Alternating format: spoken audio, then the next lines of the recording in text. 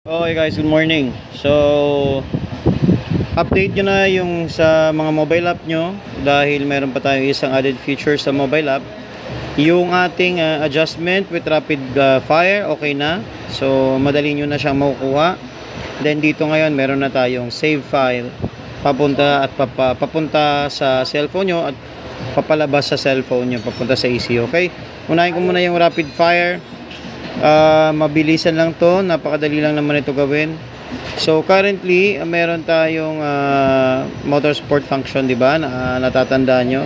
Ngayon sa rapid fire, okay, kapag ino nyo yan mga kaibigan, i-explain ko sa inyo yung isa-isa nito. For example, naglagay kayo dito ng 30, okay, ibig sabihin yan 30% below ng TPS nyo gagana ang rapid fire. Okay, so ibig sabihin pataas ang 30%, back to normal yan. Sa RPM, kung anong RPM nyo gusto paputukin, like for example 7,000, okay, 7,000, ganyan, dyan siya puputok. So kailangan yung kapayin sa throttle nyo yung 30% at 7,000, kailangan sila magsalubong.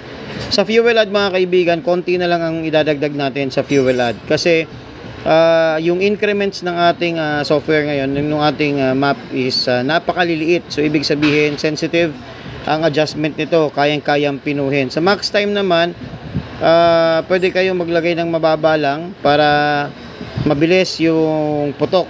Okay, ngayon sa retard, ito yung yung klase ng firing kung saan yung ano ba, yung tunog ba, dito natin yun kukunin lahat. So sample natin, kunwari ito 65 muna, okay, ayan. So ngayon naka-activate yan, isi-send ko. Okay, so dito tayo sa unit, yan, okay. So tingnan nyo na maigi kasi napakadali na lang yung tune natin. Yung piga ko dito sa silinyador, hindi ko ilalampas ng 30%.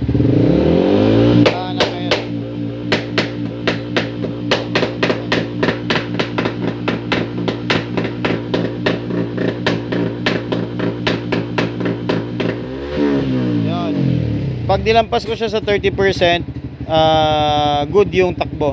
So mangyayari dito, dapat kapain nyo yung 30% para mapagana nyo yung ating rapid fire. Okay,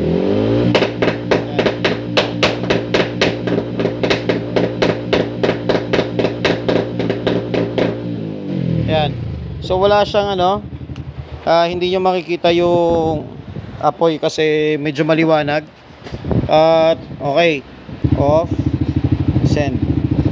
Okay, so huwag nyo kakalimutan yung send kasi hindi siya mamamatay. Ayan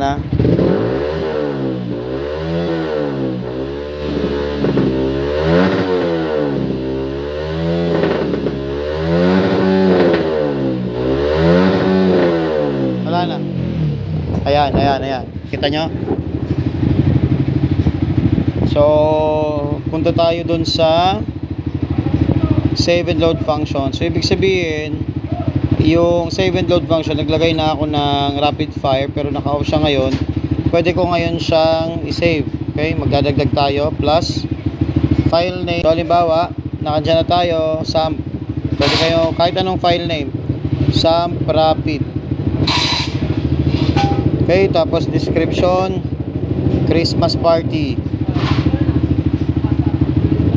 Yan, Christmas party, tapos done. Okay, create. Yan, so meron na kayong isa. Okay, so ganyan lang po mga kaibigan. So nasa cellphone nyo na yan, tapos pwede mo yan i-select, tapos ayan, type of send file tune, anong gusto mong i-send, all. Okay, so pwede nyo na siyang gawin. Okay, o yan mga kaibigan, meron na kayong option ngayon kung anong mga dapat nyo gawin. So update nyo na po yan para meron tayong dagdag na update sa ating Tech2.